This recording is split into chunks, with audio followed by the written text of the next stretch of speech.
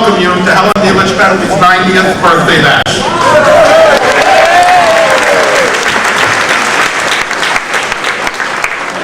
Helen already told me I better do a good job today or I'll be replaced for the 100th birthday, so I'm going to do the best that I can. A day or two ago, she said, you know, she kept the list to a reasonable small size. And then I see this crowd that's here, and she told me that everyone that's here is someone that's very special to her. She said it was a lot of time went into making the list, so this is really important to be here, and I know she's very pleased and delighted that all of you can be here to celebrate this special day. And the location was picked with great care because if you look around you in the Baltimore Museum of Industry, you'll see the history of Maryland in industry, in invention, in innovation, all the things that Helen's cared about all her life, and she really feels like her legacy is in this hall. So it's a very special place to have this event as well.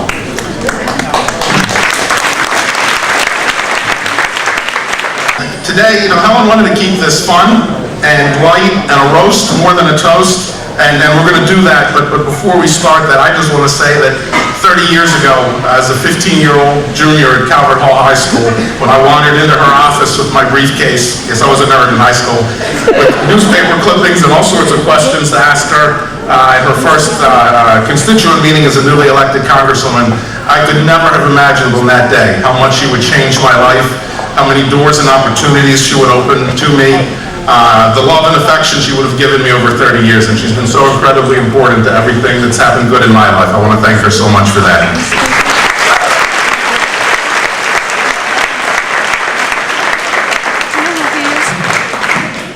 We have a number of people who want to say things today, and so we're going to start with our list of very distinguished VIPs who have come to be with us today. And if you look at the list, I think it shows what truly a bipartisan congressional delegation Maryland had when Helen was in the Congress, and how many of her friends from those days are here to be with her today.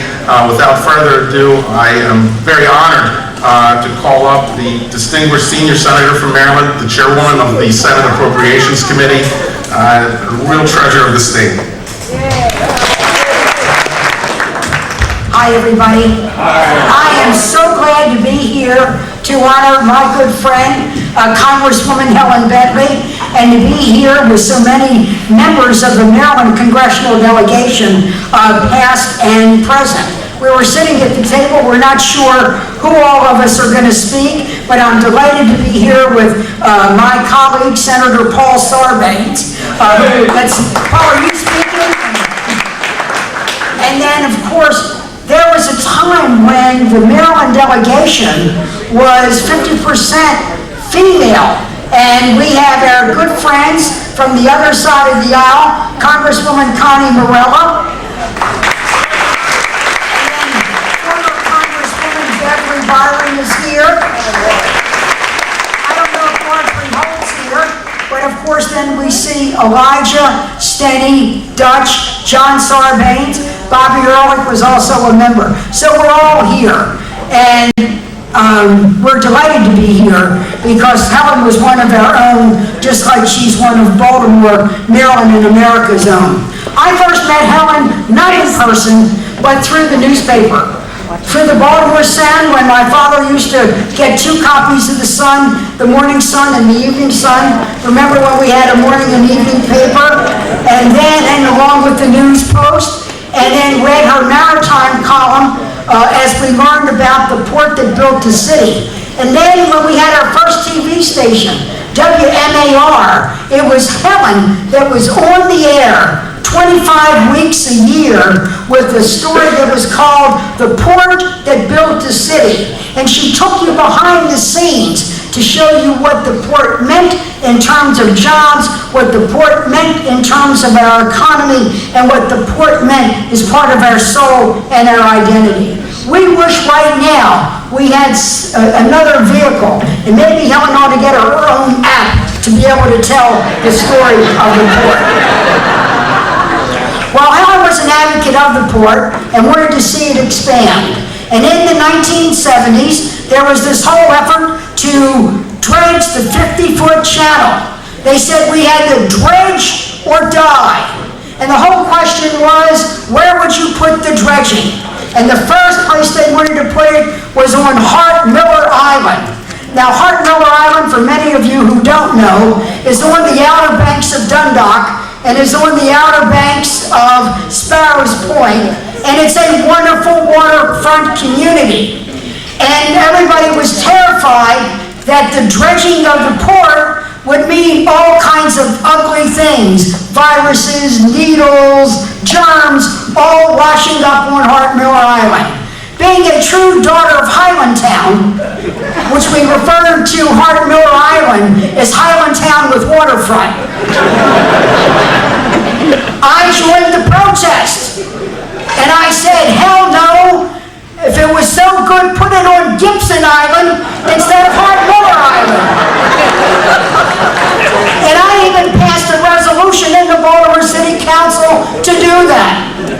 Well, then I got elected to Congress, and there I was on the Merchant Marine Committee, and I get this call that I continue to get now for over 40 years. Barbara.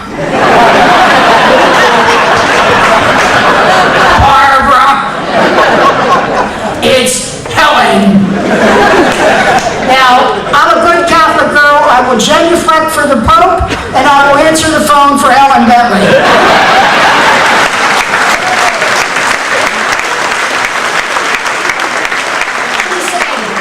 Show you what the hell you're talking about.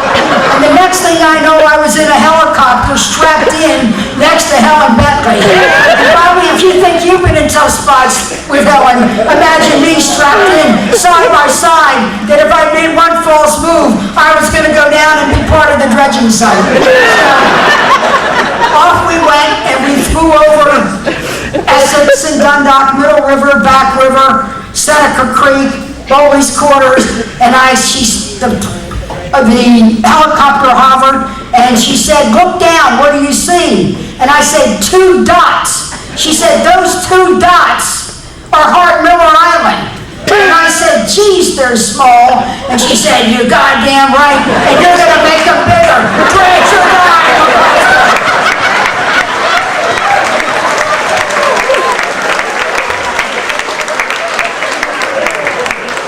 So then I was so glad to leave and go to the Senate.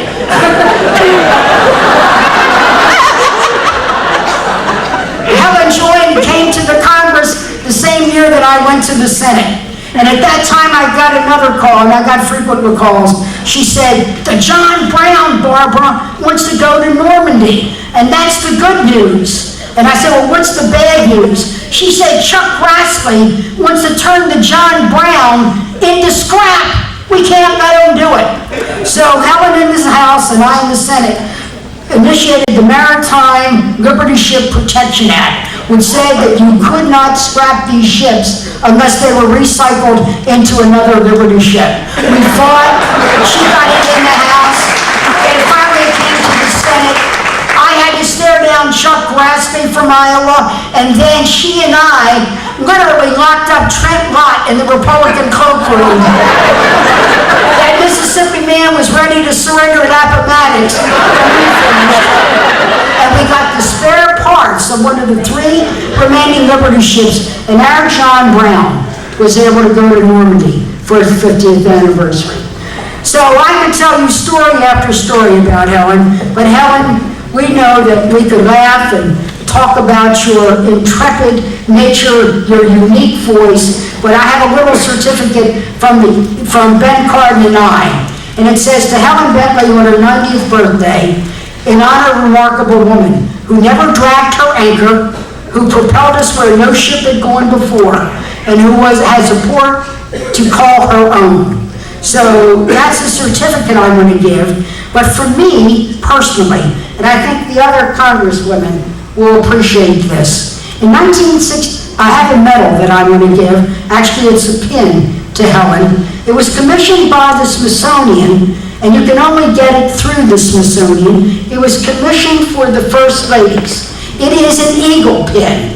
It was first given to, and it's been given to every First Lady since Lady Bird Johnson.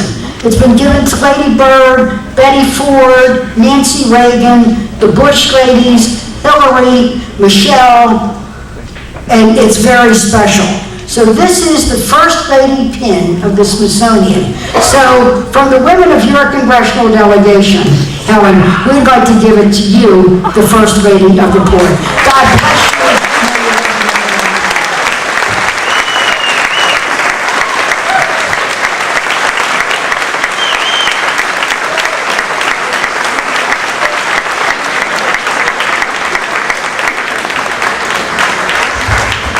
To realize that Senator Mikulski is the third most important person on Capitol Hill. Senator, thank you very much. We're next pleased to invite up to join us two wonderful governors who served Maryland over the years, Governor Mandel and Governor Ehrlich, who honored us also by being the honorary chairs of this event today. So, governors, please. Yes, sir. Thank you very much. I just want you all to just relax for a moment and think. You just heard the Toastmaster. Now we have the guests, and I'm between them. How do I say anything between these two women? When I was in office, I couldn't. Now, is it my turn to get even? No, but I've been very fortunate during my lifetime to be able to work with people like we have here today to get things done. And I just want to take a moment to say this. These are the people that made this the great state that it is, and I want to thank them on behalf of all of you for doing what they have done to make it what it is. Thank you very much. I'm not going to take any more of your time, but thank you all for being here and to wish a happy birthday. And all of us wish you a happy birthday.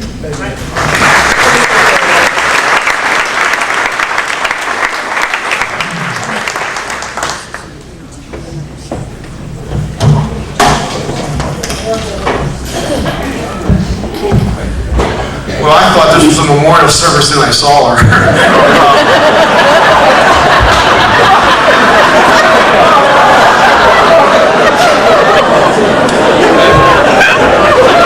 I am very pleased to be representing all living Maryland Republican governors here today.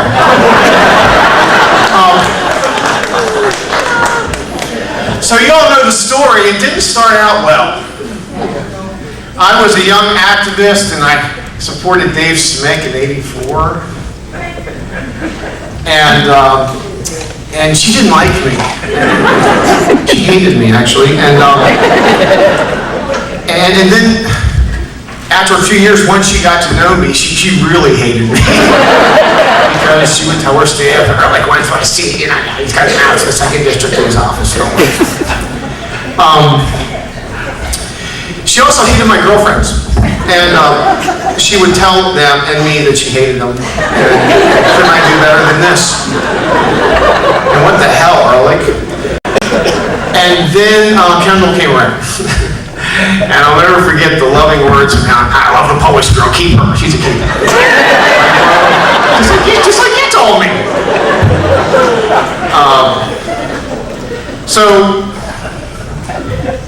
That began a courtship. And it was sort of an unusual courtship because it was a three-way. It was Helen, Kendall, and myself. And and so it was a sort of unusual courtship because it wasn't dates. It wasn't like a double date, but it was dates at the house, at her house. And they were sort of unusual because they were usually after 11, after midnight.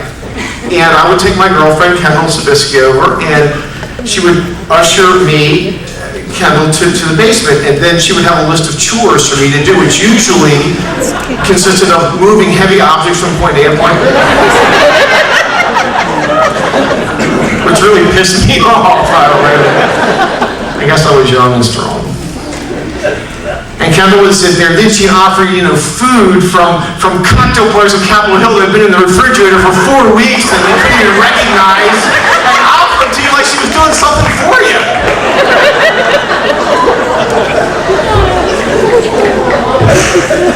So, it was an interesting time, and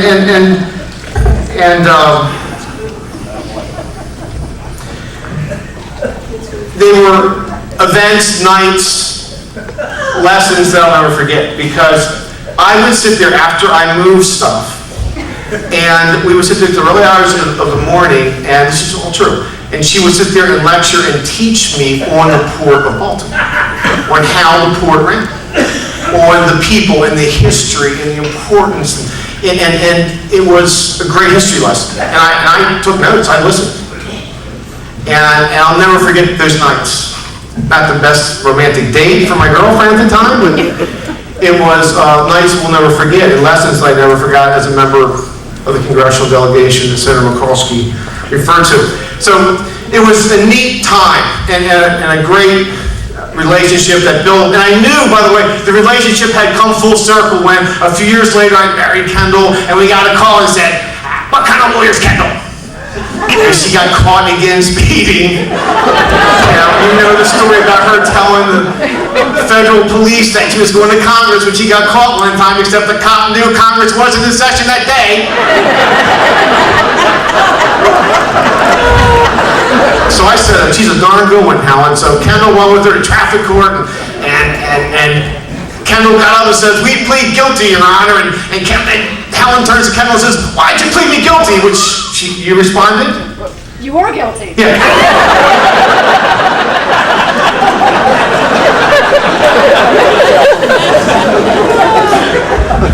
So,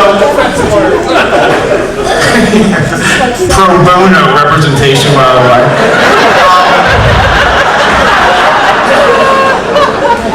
So here we are today, and it's a room full of people that both love and fear her, not in that order. And I just have to say, thinking about this and this crowd, some of these wonderful people who served Maryland for so many years, there's a few that are just larger than life. They suck the wind out of the air. And clearly, Louis was one. And we remember Louis, and anybody that went to the Maryland General Assembly, and Louis Goldstein was just one of a kind. And of course, William Donald Schaefer.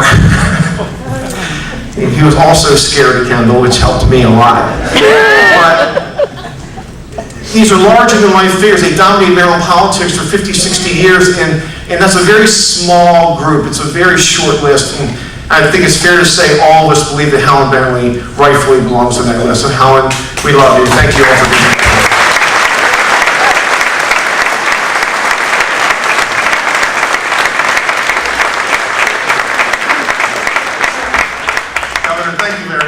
And for those of us who grew up in Bentley world, among the many good things that you did, we will always be grateful for the honor you gave Helen in naming the port after her. So thank you, Governor.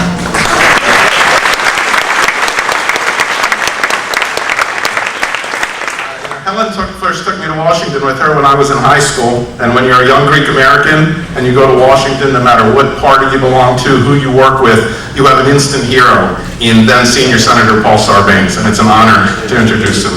Well, thank you, Michael. Helen, happy 90th birthday. I don't believe it, but there it is. I'm going to be very brief, but I want to make one serious point for a moment.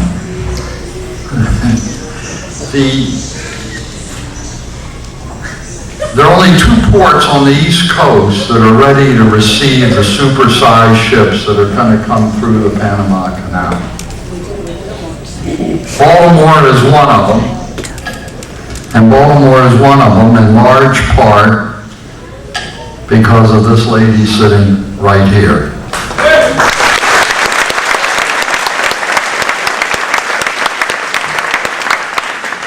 Helen understood and wrote about it for years, and then of course she went into elected office and championed it, how essential the Port of Baltimore was to the economy of our state and region. Now, regrettably, a lot of Marylanders don't realize this. I mean, they've sort of grown away from the port and they don't fully appreciate the impact it has. Helen understood that from the very beginning, and she devoted herself to trying to make others understand that.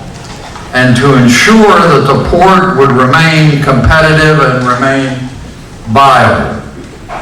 So early on, she got into that fight, and of course the rest of us went into it with her as well. It was virtually impossible not to get into a fight in which Helen was involved. I want you to know that.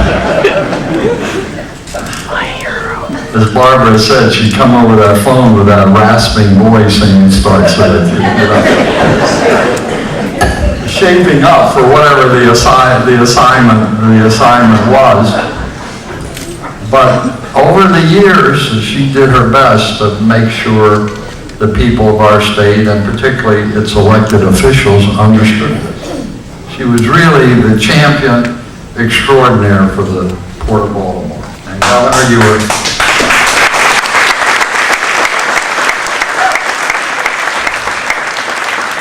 Governor, it was a nice tribute you paid to Helen when you put her name on the Port of Baltimore. I'm not going to go into all the stories about what it was like to serve with Helen. Let me say this, though, as we look at what's happening today. It was extraordinary, the working relationships we had. You know, we differed on a lot of the politics, but we were able to work together in a very practical way to advance the lives of our constituents. And Helen was superb at doing that. So I'm delighted to come today and join with my other colleagues, former and current, in the Congress to pay our respects to Helen, to wish her a happy birthday. The Greeks have an expression, we're very close because Helen is of course Serbian, as we know, so we're right there next door to each other in the Balkans, and we say na kako stisate, which means may you live to be 100. And that's what we wish for you.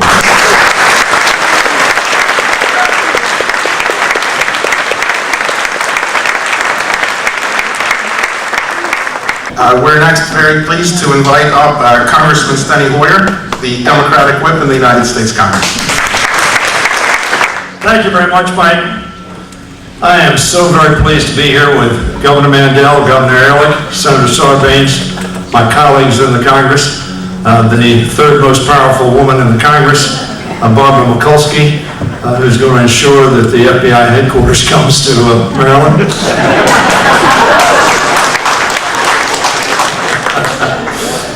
Lobby all the time, Paul, that's the key. I am particularly pleased to be here with three of my former colleagues. A number of you have asked me, how am I doing? And I responded, look, I'm a Democrat in the House of Representatives. How well can I be doing? You've been very sympathetic, and I appreciate that. Here with three extraordinary Republicans with whom I served in the House delegation, all of whom were positive, and are positive, collegial, and felt themselves to be part of the Maryland delegation. Not Republican members of the Maryland delegation or Democratic members of the congressional delegation, but Marylanders. One delegation, one state, one interest. And we work together. Connie Morella, I am so pleased to be here with you. Actually four. Bob Ehrlich, I've mentioned Bob twice because not only was he governor, but a member of our delegation. And Roscoe Bartlett is also here. Roscoe, where are you? He's got a beard now. There he is.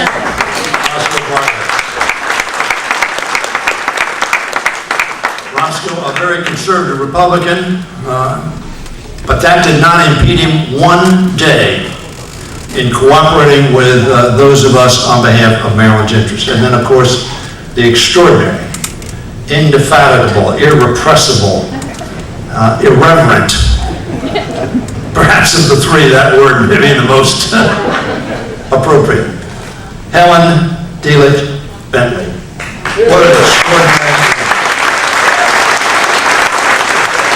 Helen, I think I've told you this story, but I want to tell you a little story. I went to the Congress in 1981 from Prince George's County, as some of you recall. Gladys Newton-Spellman had that cardiac arrest. Seat was declared vacant. I went to the Congress. And I served on the two committees that Gladys served on, the Banking Committee and the Post Office Civil Service Committee. 18 months later, I got an opportunity to select or express an interest in a new committee. And I wanted to go on the Appropriations Committee. Because I was on the Banking Committee, I had no idea what the hell we were doing on the Banking Committee. I did know what they were doing on the Appropriations Committee, however. So I want to go on the Appropriations Committee. So what happens is the Steering of Policy Committee, that's about twice as big now, but it was about 25 people. And they all got a letter from the senior member of the Maryland delegation saying, "Dear Steering and Policy Committee member, we have already a member of the Appropriations Committee from Maryland, and Maryland really doesn't need 2 members on that committee. Sincerely yours, Clarence Long." Notwithstanding that, I was overwhelmingly supported to go on the Appropriations Committee. And I went on the Appropriations Committee, and the chairman of the Public Works Committee was a guy named Tom Bevel from Alabama. And about a week after I got on the committee, Tom Bevel said to me, he said, "I'm so glad you're on the committee." Now, he was a senior member, chairman of the subcommittee. I was a brand new, wet behind the ears member. And I said, "Well, I'm very glad that that's the case, Mr. Chairman, but why is that?" He said, "Because I've been wanting to get money to dredge the Baltimore Harbor, and as long as I had a member on here from this committee who didn't want to do that, I couldn't do it. But now we have 2 members, and you want to do it." And we started to do it. Senator Mikulski, of course, extraordinarily helpful. Senator Sarbanes, extraordinarily helpful. But then we got, a few years later, that indefatigable, irrepressible dynamo who was focused like a laser on making sure that the Helen Bentley port was the best in the world. And Helen, thank you for that effort. Those of us in Southern Maryland know full well that the port is at the heart of our state, and you have always been focused on our state. I am so pleased to be here because we're at a time, and I'll be a little serious here. Actually, I was serious when I said those things too. We're at a time, unfortunately, in our country where we are so polarized in the Congress of the United States. Elijah Cummings every day has to face that and look for truth and look for balance and look for fairness, and he does it. John Sarbanes does that as well. But we're at a time in our country's history where we have a real polarization, confrontation, gridlock in the Congress of the United States. Helen Bentley kept her principles intact always.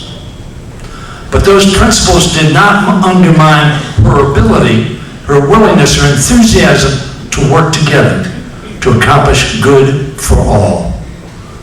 Helen Bentley, Marvin Mandel said, as we were sitting at that table, he said, "Are you going to say something about that young woman?"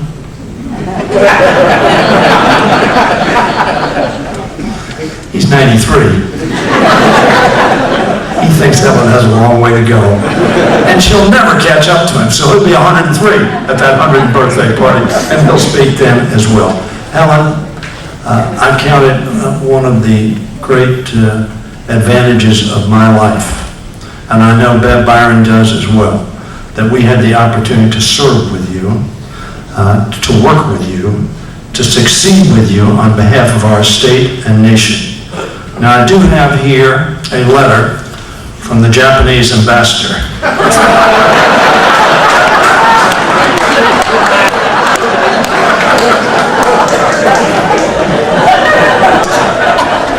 That because this is a mixed crowd with young people here, I won't read. But I want to say lastly, I have an agenda that I call Make It in America. Make It in America is about producing. Mike Galeazzo is here, we're in his house. This is about manufacturing. This is about growing jobs, expanding the middle class, making sure our people have the kinds of jobs that they need. And one of the things I tell my colleagues in the Congress about this agenda, Make It in America, I can go to the most conservative Republican district in America and talk about making it in America, and heads will shake. And I can go to the most liberal Democratic district in America and talk about Make It in America, and heads will shake.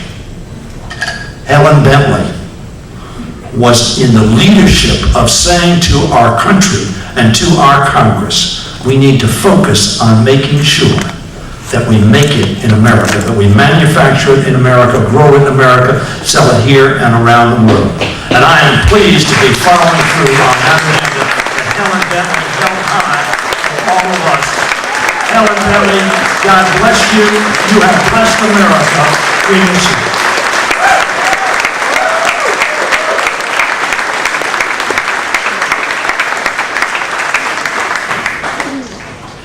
Thank you very much, Congressman. Before we bring up the next member of the congressional delegation, when then Congressman Ehrlich was just, the word was leaking out that he might run for governor and the 2nd district seat would open up, I got a call from Helen Bentley. She didn't say hello, just, did we save the yard signs? Well, we did, they were in the attic. I don't know if anybody saw recently, there were some articles in the paper that Congressman Ruppersberger is thinking about running for governor. He'll announce soon. The phone rang. I knew I shouldn't have answered it. I saw it was Helen. The only thing she said, did we save the yard signs? Congressman, please, don't run for governor. Please, I'll put your campaign signs in. But we're delighted to have Congressman Dutch Ruppersberger. He holds the 2nd district seat.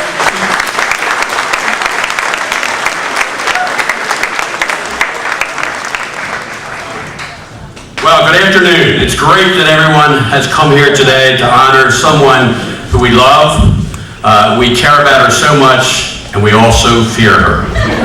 Right, Helen? But more importantly, I do want to acknowledge all of the elected officials here today, how much we have worked together in so many ways, and the only way we're going to get things done is to do that. And Helen, I think with the crowd that's here today and all the Democrat and Republican leaders, come to Washington and help us. We need all the help we can get, and I think you're tough enough to do it too. We need to deal with that. We talk about Helen and what she's accomplished, and I think one of the major issues that stands out is the port. And there's no question that Helen, along with the team at the port, gets credit for making it the best port in America, and we have to keep doing it over and over again. But when you represent the 2nd Congressional District, which Bobby Ehrlich represented, I represented Helen, and then Congressman Long. Well, the first thing that Helen's going to tell you, hey, Dutch, you're representing a port, and you got to remember this.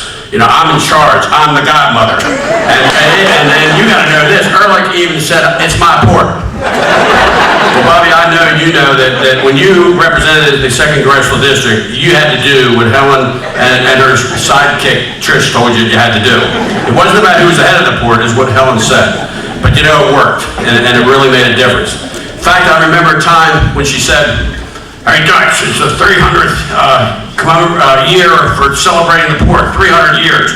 And we've got license plates. And I'm taking number 300 in honor of the port. And you're going to change your license tag, and you're taking $2.99. I don't care whether you're a congressman or not. And I swear, you go outside, you see my card, says $2.99, Port of Baltimore. Helen is 300.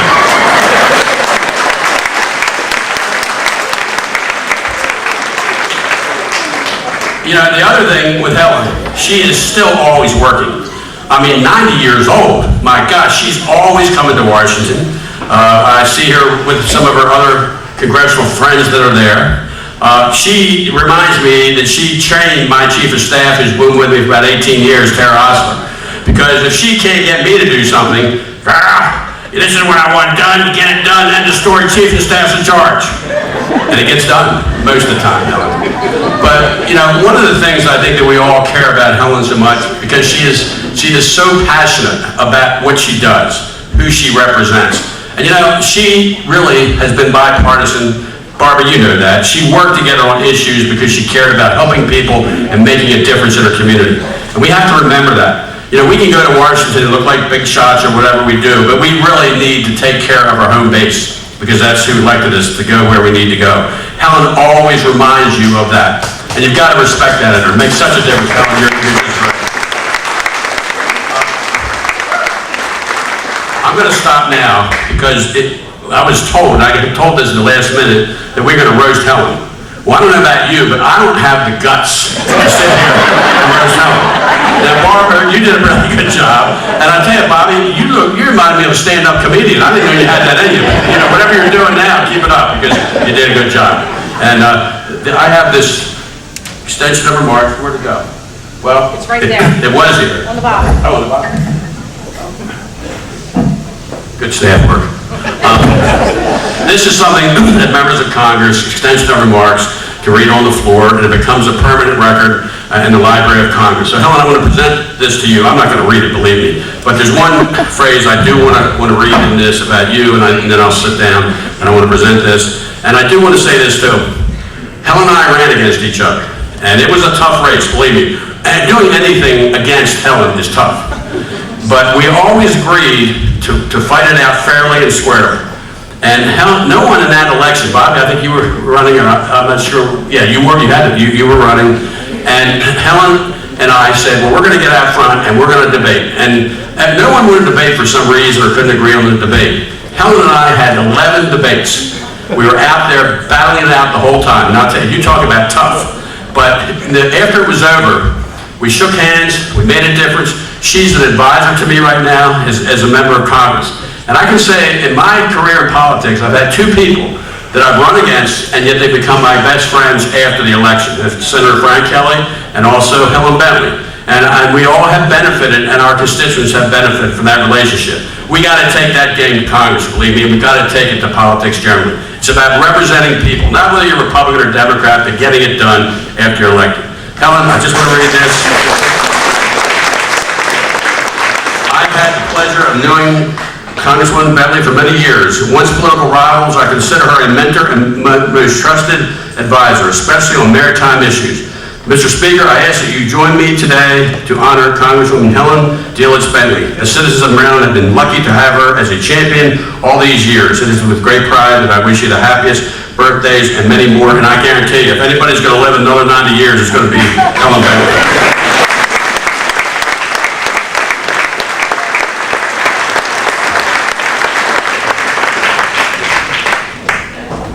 Congressman, thank you very much. Next, pleased to welcome to the podium Congressman Elijah Cummings, whose service on the committee that was Helen's heart and soul during her time in the Congress, and it's an honor to have him.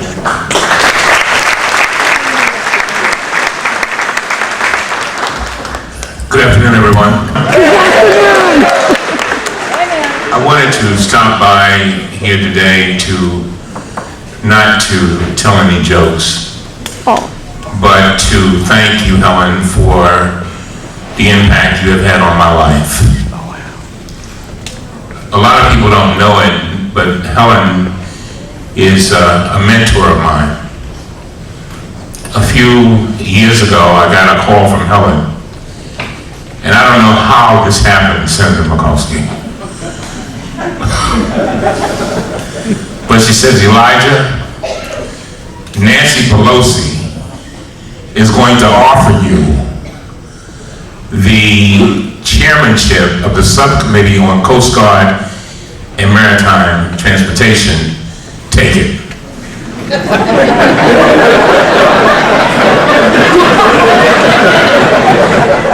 She knew before I knew. And I didn't believe her. So a day later, I get a call from Nancy Pelosi. I've got a surprise for you, Elijah. You're not going to believe this. This is the best deal you will ever be offered. I'm going to offer you this subcommittee on Coast Guard and Maritime Transportation, and I want you to keep it a secret.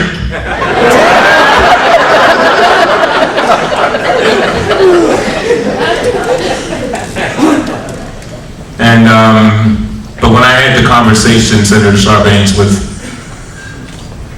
my good friend, I told Congresswoman Bentley, I said, I cannot take that position. I said, first of all, I don't know anything about maritime. I said, I get seasick in small boats, and I can't swim. And she said, you would be a fool not to take it. And she was absolutely right. With her advice, I took it. And she, for it's been years now, we meet almost monthly, and she has advised me every step of the way while I was chairman over the course of 4 years. Because of Helen Bentley, we were able to get more done in those 4 years than had been done in 20 years. And just about every vote was almost unanimous in subcommittee, committee, and on the floor. And there's something else that Helen does that a lot of people don't know. I see Helen every single month. She joined the board of the Maritime Institute, which is a high school in Baltimore, all inner city kids. And she comes out, she sits on that board at my request. She's done it for 7 years. Early in the morning on Mondays, one Monday every month. And the kids love her. And she loves them. And she has given her time, her resources, her efforts to bring African American children into the maritime community. To help them be able to dream dreams that they never dreamed. To open up doors that they don't even know existed. And whenever I come to the board meetings, the first thing I hear is, Miss Helen coming? Is Miss Helen coming? From the kids. Let me sum it up this way.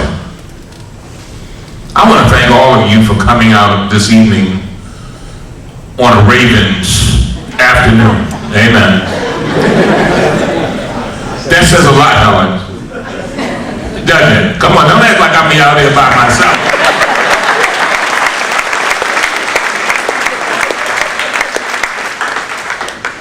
That you would come out, and all of you, I don't know when this game started back up yet, but I know a lot of you are glad that it at least paused for a while. But Helen, I just want to leave you with this. When I look at, and by the way, not only do I see her every month at the meetings, but we meet every month for lunch. But Helen, you have had an impact on my life that I cannot even begin to really explain. You helped me to dream bigger dreams. You helped me to understand things about me that I did not even know. You helped me to accomplish things that I never even dreamed of accomplishing. And you never talked about party. You never said, oh, this is an African-American guy from the inner city of Baltimore. You said what so many others have said, Paul Sarbanes and Mikulski and others have said. You were trying to make our world a better world. That was what it was all about. And I just stopped by here to thank you from the depths of my heart, and I will go to my grave appreciating the impact that you have had on my life. And you have had your fingerprints on the past with regard to the board. You have your fingerprints on the present, and you'll have your fingerprints on the future. May God bless you, my dear sister. Thank you very much.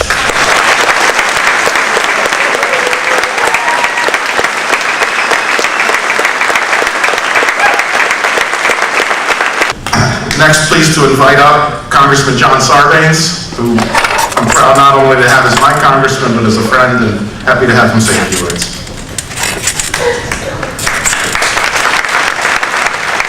Thank you, Michael. I'll be very, very brief. I belong to that cohort of people that still has much more fear of Helen than any other kind of emotion, and I'm not going to try and roast her or anything else. Listening, though, to the comments of the rest of the delegation, it makes me yearn for an era, a time that I've never known, which is when Republicans and Democrats in Congress cooperated with each other to get things done in a bipartisan way. And in a sense, you're looking back on the halcyon days when you hear people talk about that here this evening. But one place I think we have the opportunity to strike that bargain again, that cooperation, is with respect to investing in things like infrastructure and manufacturing. You heard Steny Hoyer talk about that and others, and of course Helen Bentley has always been at the forefront of that effort. I've gotten to know Helen as much through RMI and the efforts around manufacturing in this state as with respect to the port. But I want to close by telling you that Helen is still training the younger members of the delegation. I was at an event not too long ago. Joe Biden, Vice President Biden was there to announce a grant to port. And in my remarks, I made the mistake of referring to the ships that were coming through as super tankers. And the next day, somebody on my staff got an email from Congresswoman Bentley saying, "Tell John that they're not super tankers, they're super containers." So, she's still training us. Helen Bentley, thank you for your incredible service to this state. Happy birthday at 90.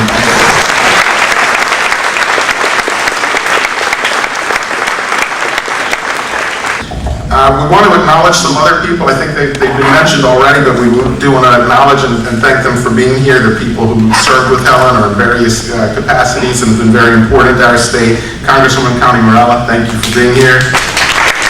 Congressman Beverly Byron, thank you for being here. Congressman Larry Hogan, thank you for being here. The Harford County Executive, David Craig, is here. Thank you.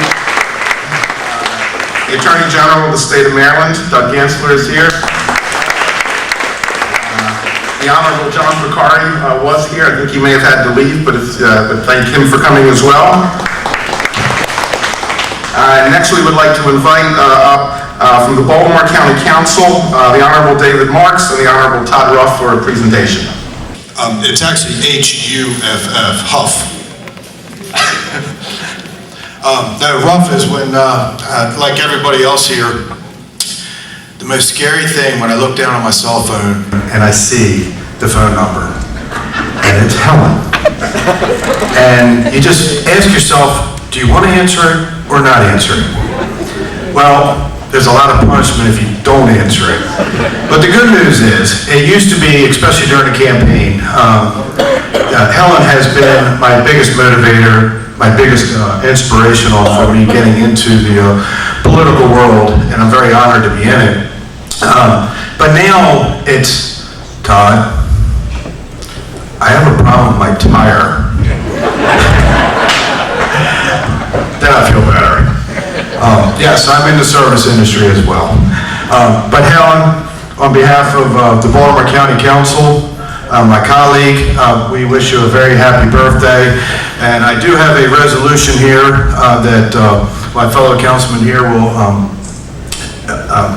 give it to you. Is Baltimore County is now making official today Helen Bentley Day. So she has a board, but now we have her in the county.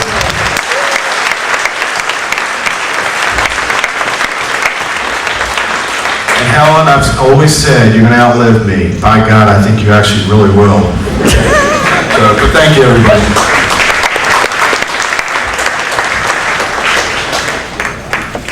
You know, Helen has such a tremendous legacy. We've talked about that today. I'd like to talk about two aspects of that legacy that sometimes folks don't always appreciate. The first is the constituent service. Every one of us who is in public service knows that one of the most important things you can do is tend to the little things, because the little things mean an awful lot to many people. Mrs. Bentley followed in Clarence Long's footsteps, and immediately she set such a wonderful tradition of constituent service. I first got to know her as a very young Boy Scout, and she came to all of our Eagle Scout ceremonies. She was always there, and I'm so honored to have such a great relationship with her over these years. I also want to talk about her legacy of bringing up younger generations of elected officials. Mrs. Bentley started a Young Leaders program that included folks like Steve Krzeski, Doug Riley, Elizabeth Swarm, others who went up in government at various levels, contributed to society, and they owe a little bit of what their success has been to Mrs. Bentley. So, Mrs. Bentley, Helen, I'd like to thank you for all you've done for me personally and for all of us in Baltimore County.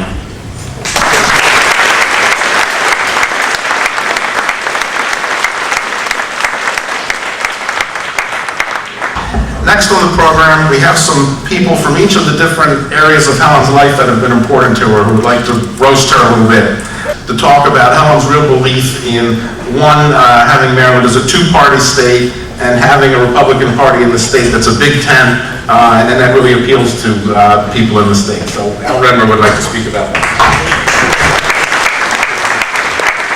Good evening. As Michael mentioned, I do have to leave. I have a granddaughter with a birthday today.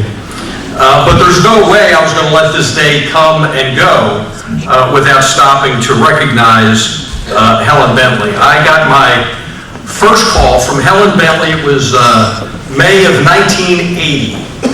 I was 24 years old. I was a young guy in the insurance business. I had a wife and a couple of kids, and I had just been elected to the Republican State Central Committee. And Helen was referred to me by Helen and former delegate Tom Chamberlain. Helen called me. She mentioned that she was running for Congress, and she asked me to be on her campaign staff. I said it sounded like fun. I met with her, and that's what I ultimately did. Fun is now the third objective that I think of at that time. Ultimately, I went on to become elected to myself. I served over a decade and am now a political has-been on multiple levels. And I often say that it was with Helen Bentley where I cut my political teeth, and it was with Helen Bentley where I thought I would lose my political teeth. But she was always willing to help the next generation. I remember when I was elected, she put her arms around me. She said, Al, I've been in office for a long time. I think I can help you. You need to know that when you deal with people, the most important thing that there is, dealing with people is sincerity. And once you can fake that, you got it made. That was not true. That was not true. She did not say that. Helen, for those of you that don't know her real well, though, she's got unusual sleep cycles. You know, most people, if you get a phone call at 4 o'clock in the morning, somebody's died. But if you're close to Helen Bentley, it's Helen Bentley. Phone calls 4 o'clock, 5 o'clock, 6 o'clock in the morning, 10, 11, 12 o'clock at night. It's absolutely amazing, her sleep schedule. But she also has a unique ability to grab a power nap. I remember it was 1984, it was the Saturday before the general election. We're in Towson, we're waiting for George H.W. Bush, the Vice President of the United States, to land at Towson Library. We're going to go across the street for a rally at the Armory. And I glance over, now he's going to land. The President of the United States is going to arrive in about 15 minutes. It's an election she was going to win in 3 days. I glance over, she's sleeping in the back of a sedan. Amazing. I also had the opportunity to spend many mornings with her, just over coffee, as you've heard mentioned before. One Sunday morning, it's 8:30 in the morning. We're in her basement. You've got the TV. You got the little chair next to the TV where I was. And then she's sitting there facing the TV and myself. It's 8:30 in the morning. I'm obviously saying something very interesting because she's beginning to do one of these. And literally, she fell asleep as I'm talking to her. And I wait about 5 minutes. She doesn't wake up, so I get up and I leave. But for the record, just so you know, before I did leave, I got my little mirror and put it under her nose, just to make sure. So I was thinking People often ask, you know, you've been associated with Helen Bentley at one level or another for over 30 years. What did you learn most? And I got to tell you, what I learned most was a greatly expanded vocabulary. And they were all short little words. It was really nice.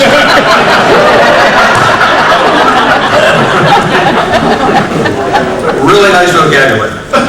1984. I'm working in the insurance business. I'm working with Helen Bentley. It's 5:30 at night. The guy that I'm working for, he comes into my office and he says, Al, he says, there's somebody on line too. I don't know who it is, but he really sounds pissed off.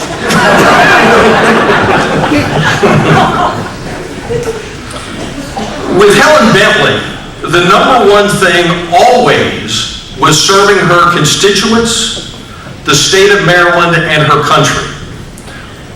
Also, but number two was creating an environment where the Republican Party could grow.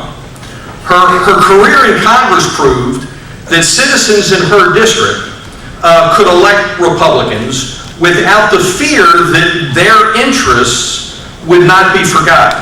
And that really went a long way towards allowing those of us that came behind her to achieve any level of success. Her proactive, aggressive representation paved the way for dozens of Republicans like me and others to be elected, including new geographical areas that had never supported Republicans before, such as the very eastern part of Baltimore County. Also, we all know of the caricature of Helen Bentley, but to accurately understand the makeup of an individual, you have to look at them not just when they may be raising their voice, but also when they cry and when they're not raising their voice. And I've seen Helen do both, and she is an amazing, compassionate individual. She has spent a lifetime doing what she, as a matter of fact, Thursday evening, I was with Helen at a meeting at the Center Club. She was part of a panel talking about the state of the port. So I saw her Thursday evening. She left 7:30 or 8 o'clock. I called her office to discuss today. Friday morning at 11, I called Sandy, and she said, well, you can't talk to her. She's in New York at meetings. So we went from Thursday night at the Center Club to Friday night at meetings. She still works 7 days a week. But she does it not for fame, not for fortune, but for a passion to improve the state that she loves and the lives of the citizens that call Maryland home. For anybody that needs help, that needs a job, or needs a voice, Helen Bentley has always been the advocate and a true fighting lady.